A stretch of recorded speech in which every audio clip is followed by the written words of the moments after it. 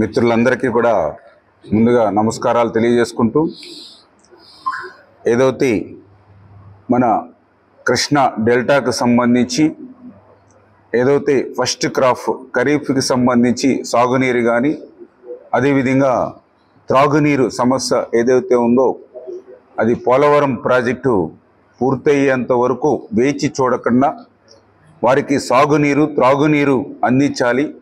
తద్వారా ఏదైతే శ్రీశైలం నుండి ఆ రిమైనింగ్ ఏదైతే వాళ్ళ వాటర్ ఏదైతే ఉందో అది రాయలసీమకి అందించాలనేటువంటి ఆలోచనతో ఆ రోజు చంద్రబాబు నాయుడు గారు ముందు చూపుతో ఏదైతే పట్టిసీమను ఎత్తిపోతల పథకాన్ని ఏదైతే ఆయన నిర్మాణం చేసి ప్రారంభించారో ఆ పట్టిసీమ ఎత్తిపోతల పథకం మరి రేపు 3వ తేదీ జూలై 3 రేపు ఉదయం 7:27 ఆ పట్టిసీమ ఎత్తిపోతల పథకాన్ని పంప్స్ని ప్రారంభిస్తున్నామని చెప్పి ముందుగా మీ అందరికీ కూడా తెలియజేసుకుంటూ ఉన్నా.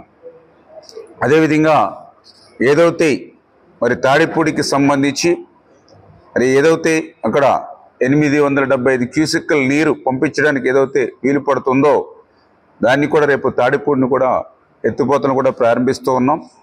అదేవిధంగా ఏదైతే మరి అటు పురుషోత్తమపట్నం ఏదైతే ఉందో మరి అక్కడ కూడా మరి ఏదైతే 3500 క్యూసెక్కుల నీరు ఏదైతే లిఫ్ట్ చేయడానికి అవకాశం ఉందో దాన్ని ప్రారంభించిన తర్వాత నెక్స్ట్ స్టేజ్ 2 పురుషోత్తమపట్నం సంబంధించి మరి ఒక 1000 క్యూసెక్కుల నీరు ఏదైతే మరి యొక్క ఏలేరు రిజర్వాయర్కి పంపింగ్ ఏదైతే చేసుకుంటామో మరి వాటిని కూడా 1 by 1 ఒక్కొక్కటి కూడా ప్రారంభించాలని, అదేవిధంగా పుష్కర ఎత్తిపోతలకు సంబంధించి కూడా ఒక 1225 క్యూసెక్కుల వాటర్ ఏదైతే పంప్ చేయడానికి వీలుందో ఇది కూడా రేపు ప్రారంభించాలని. ఏదైతే గోదావరి నుంచి మీ అందరికీ తెలుసు ప్రతి సంవత్సరం కూడా 3000 టీఎంసీల నీరు వృధాగా ఏదైతే సముద్రంలో కలిసిపోతూ ఉందో మరి దాని నుండి పోలవరం ప్రాజెక్టుని నిర్మాణం చేయడం ద్వారా ఆ గోదావరి జలాలు ఆంధ్రప్రదేశ్ రాష్ట్రం అంతా కూడా అటు ఉత్తరాంధ్ర నుంచి అటు రాయలసీమ వరకు కూడా గోదావరి జలాలను ప్రవహించి ఆంధ్రప్రదేశ్ రాష్ట్రాన్ని భవిష్యత్తులో ఒక కరువు రహిత రాష్ట్రంగా మార్చాలనేటువంటి ఆలోచన ఏదైతే చంద్రబాబు నాయుడు గారికి ఉందో మరి ఆ కోరిక ప్రభుత్వం 2019లో కంటిన్యూ అయ్యి ఉంటే 2020కే మనకి పోలవరం ప్రాజెక్టు పూర్తయి ఉండి ఆ కళ నెరవేరేది. దురదృష్టవశాత్తు 2019లో ప్రభుత్వం మారడంతో జగన్ ఏదైతే ఈ యొక్క పోలవరానికి విధ్వంసంగా మరి మారినటువంటి పరిస్థితుల్లో పోలవరానికి జగన్ ఒక శాపంగా మారినటువంటి పరిస్థితుల్లో ఏదైతే ఆ రోజు చంద్రబాబు నాయుడు గారు మరి ప్రతిపక్షంగా ఆ రోజు జగన్మోహన్ రెడ్డి ఎన్ని విమర్శలు చేసినా ఆ రోజు ఏదైతే ఈ యొక్క పట్టిసీమను కానీ అటు పురుషోత్తమపట్నం కానీ ఏదైతే ఎత్తిపోతలను ఆ రోజు నిర్మాణం చేసి ప్రారంభించాడో అవే ఈరోజు అటు డెల్టాకు అదేవిధంగా మరి అటు ఏదైతే పురుషోత్తమపట్నం నుంచి మరి అటు ఆయకట్టుకి నీరు అందించడమే కాకుండా ఏలేరు రిజర్వాయర్కి నీరు ఇవ్వడం ద్వారా ఉత్తరాంధ్రకు సైతం విశాఖపట్నం స్టీల్ ప్లాంట్కి కానీ అదేవిధంగా విశాఖపట్నానికి త్రాగునీరు అందించడంలో కానీ ఇంత బహుళార్థకమైనటువంటి మరి ప్రయోజనాలు ఉపయోగాలు కలుగుతూ ఉన్నాయంటే ఆ రోజు చంద్రబాబు నాయుడు గారి యొక్క ముందు చూపు అనేటువంటి విషయాన్ని కూడా మరి సందర్భంగా తెలియజేసుకుంటూ ఆ రోజు నేను కూడా అసెంబ్లీలో ఉన్నాం 2014-19లో. ఆ రోజు కూడా జగన్మోహన్ రెడ్డి అసెంబ్లీలో మాట్లాడేవాడు పదే అది పట్టిసీమ కాదు అది ఒట్టిసీమ అని. కానీ ఈరోజు ఆ పట్టిసీమే ఈవేళ ఆంధ్రప్రదేశ్ రాష్ట్రానికి పర్టికులర్గా కృష్ణా డెల్టాకు ఒక బంగారు సీమగా ఉన్నటువంటి పరిస్థితి. ఎందుకంటే నేను కూడా ఇందా చూసా ఏదైతే 2015లో దాన్ని ప్రారంభించినప్పుడు మొట్టమొదటిసారిగా 4 టీఎంసీ నీరు ఆ నీరు మనం ప్రారంభించిన రోజున విడుదల చేసుకోవడం ఆ సంవత్సరంలో.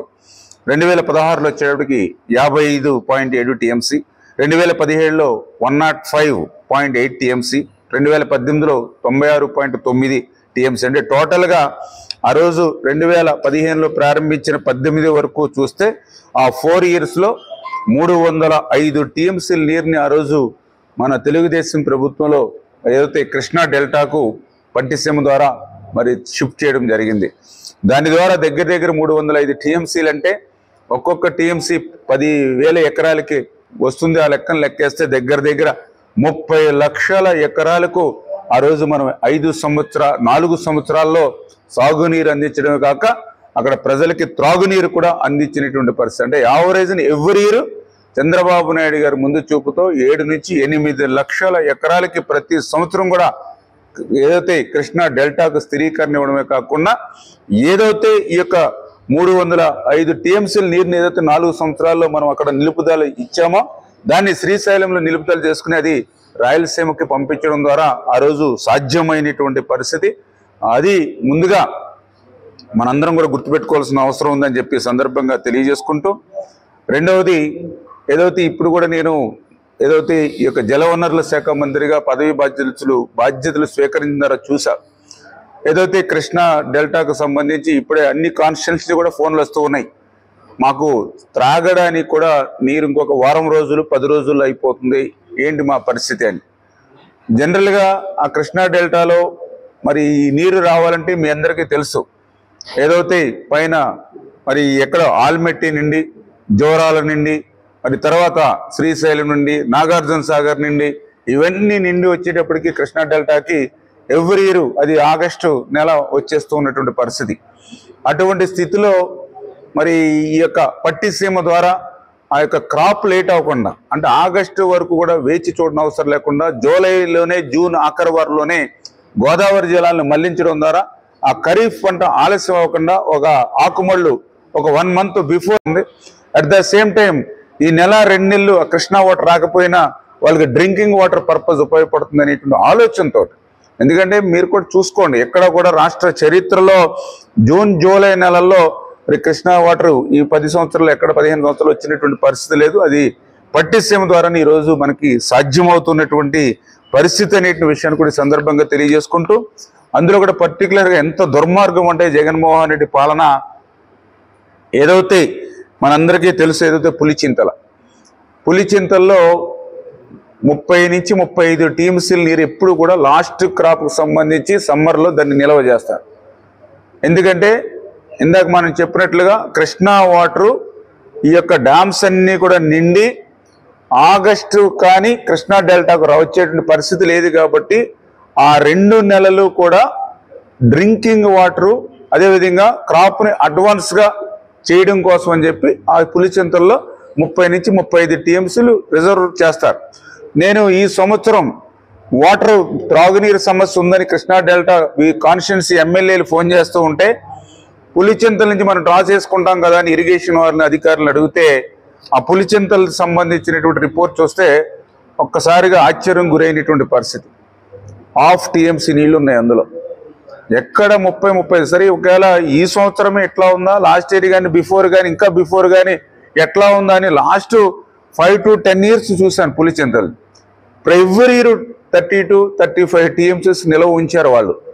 ఎందుకంటే ఏదైతే కృష్ణా డెల్టాకి డ్రింకింగ్ వాటర్ ఇవ్వడం కోసం అని చెప్పి రిజర్వ్ చేసడం అనేది ఆనవాయితీ అని ఇరిగేషన్ అధికారులు చెప్తూ ఉన్నారు. కానీ జగన్మోహన్ రెడ్డి ఈ సంవత్సరం గాలి కుదిలేసి వాటర్ని ఇన్బ్యాలెన్స్ చేసి అక్కడ కనీసం 1 టీఎంసీ కూడా నిలపలేదని అంటే మరి ఈవేళ ప్రజల పట్ల ప్రజల అవసరాల పట్ల ఈ జగన్మోహన్ రెడ్డి ఎంత నిర్లక్ష్యంగా వ్యవహరించాడు. అటువంటి పులిచింతల వంటి ప్రాజెక్టులో కూడా 1 టీఎంసీకు నీరు కూడా నిలపలేకపోయాడని అంటే అంత అధ్వానంగా ఆయన పాలన సాగిందో నాకే అనిపించినటువంటి పరిస్థితి. అందుకే ఈరోజు ఆ పులిచింతల్లో మరి వేళ వాటర్ ఇచ్చి కింద కొంత వాళ్ళని సేవ్ చేసేటువంటి అవకాశం లేకపోయినప్పటికీ కూడా అదృష్టవశాత్తు ఈరోజు మరి గోదావరిలో మనకి ఇన్ఫ్లో మరి ఏదైతే దగ్గర మరి నిన్న 20,000 క్యూసెక్కుల నీరు వరకు, ఈరోజు 30,000 క్యూసెక్కులు, సాయంత్రానికి అది 40,000 క్యూసెక్కుల నీరు వరకు వచ్చేటువంటి పరిస్థితి ఏదైతే భద్రాచలం రీడింగ్స్ బట్టి మనకు తెలుస్తుంది. కాబట్టి వెంటనే 1 చుక్క నీరు కూడా వృధా కాకూడదు అనేటువంటి చంద్రబాబు నాయుడు గారు ఆలోచనల ప్రకారం, ఆయన ఇచ్చినటువంటి గైడ్ లైన్స్ ప్రకారం వెంటనే మీరు పోలవరం వెళ్ళి వాటర్ని అంతటిని కూడా ఎంత ఇన్ఫ్లో వస్తుంది, మనం ఎంత అవుట్ఫ్లోని వాడుకోవచ్చు అనేది మీరు మానిటరింగ్ చేసి ఇమ్మీడియట్లీ ప్రతి చుక్కని కూడా రైతుకు ఉపయోగపడే విధంగా ఆ డ్రింకింగ్ వాటర్ సమస్య తీరేటువంటి విధంగా